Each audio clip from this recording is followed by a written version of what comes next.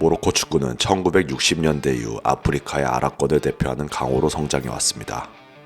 일찍이 1970년 월드컵에 첫 출전한 뒤 1976년 아프리카 네이션스컵에서 사상 첫 우승을 차지하며 대륙 정상에 올랐습니다.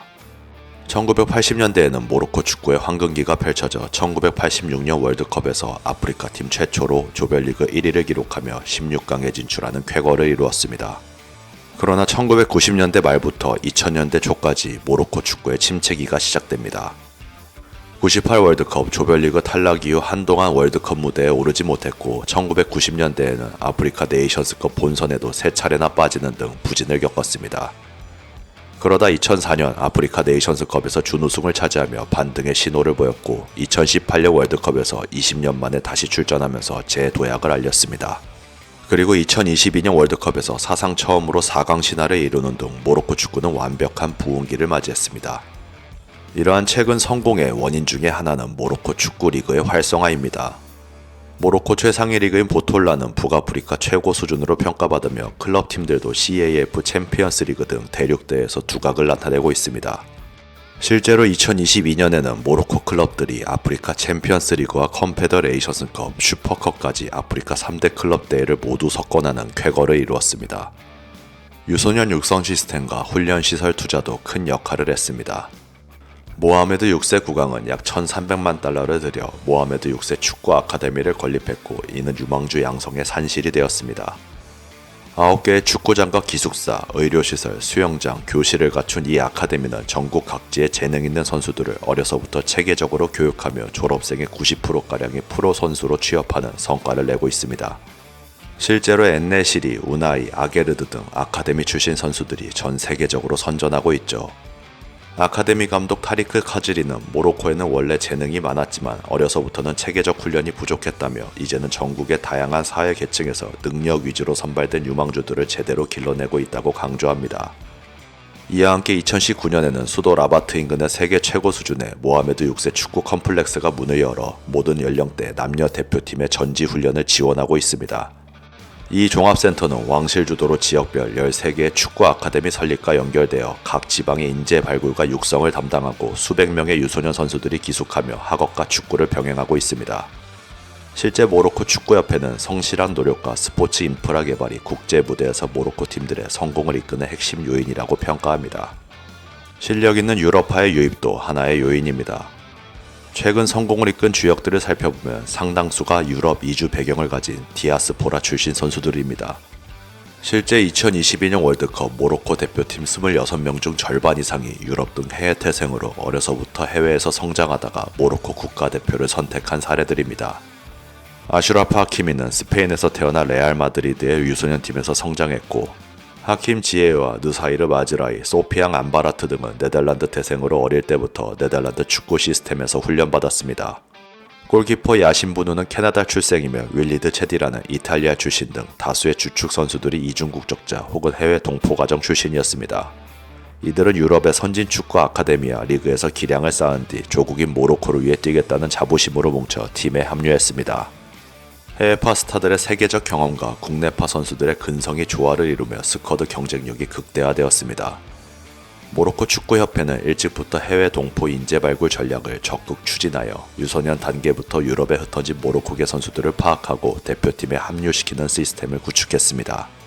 그 결과 각급 대표팀에서 모든 모로코인은 한 팀이라는 통합정신이 자리잡았고 다양한 배경의 선수들이 한데 모여 여권을 들고 대표팀에 오는 순간 모두 모로코를 위해 싸울 준비가 된다는 감독의 신념 아래 하나로 뭉쳤죠. 코칭 측면에서도 모로코는 변화와 혁신을 통해 성공을 일궈냈습니다. 2010년대 중반까지만 해도 외국인 지도자들이 팀을 이끌었던 모로코. 특히 에르베 르나르 감독은 2016년 취임 이후 팀 조직력을 강화하여 2018년 월드컵 본선 진출을 이끈 장본인입니다. 르나르 감독은 짜임새 있는 수비 축구로 2018년 예선 최종 라운드에서 단 한 골도 내주지 않는 철벽을 보였고 이후 팀 수비의 철학적 기반이 되었습니다. 2020년대 초에는 할리 호치지 감독이 감독을 맡아 2022년 월드컵 예선을 통과시키는 등 공헌했으나 주축인 지에으 등과 불화로 대회 직전에는 교체되는 우여곡절이 있었던 모로코. 그리고 2022년 8월 레그라기 감독이 부임하면서 모로코 축구는 새로운 전기를 맞습니다. 레그라기 감독은 모로코 출신의 젊은 지도자로 부임 당시 현지 언론으로부터 아보카도 대가리라는 조롱까지 받았지만 이러한 의구심을 불과 몇 달 만에 날려버렸습니다. 그는 취임 후 대표팀에서 은퇴를 선언했던 지혜의 등을 복귀시키며 분열됐던 팀을 재결속시켰고 특히 소통 능력과 선수단 장악력으로 팀 분위기를 하나로 만들었습니다. 실제 평론가들은 레그라기의 전술도 인상적이지만 불과 몇 달 만에 선수들을 완벽한 조직력으로 묶어낸 뛰어난 인간 경영 능력이 모로코 팀의 응징력 있는 축구의 비결이라고 평가합니다. 레그라기 감독은 아프리카 출신 감독 최초로 월드컵 8강과 4강을 지휘한 사령탑이 되었고 스페인과 포르투갈을 연파하는 과정에서 탁월한 전략 수립과 용병술을 선보였습니다. 그는 수비 시 4-1-4-1로 촘촘히 내려서 공격 전환 시 빠른 역습을 전개하는 유연한 전술을 구사했으며 벤치 자원까지 고르게 활용해 선수의 체력을 관리했죠. 또한 경기마다 상대에 맞춤 전략과 불굴의 투지를 심어주었고 강팀을 두려워하지 않고 이번 대회 우리는 로키아 같은 존재라며 선수들의 자신감을 북돋아 주었습니다. 정부와 협회의 전폭적인 지원도 큰 역할을 했습니다. 2017년 모로코 축구협회장에 임명된 푸지르자, 전국 각지에 축구 인프라를 신설 보수하여 CAF 주간 대회를 유치할 수 있는 여건을 마련했고 실제 2025년 아프리카 네이션스컵 개최를 앞두고 10개 경기장의 현대화가 진행 중입니다. 스페인, 포르투갈과 연합하여 2030년 월드컵 공동 개최권을 확보하는 성과도 거두었죠.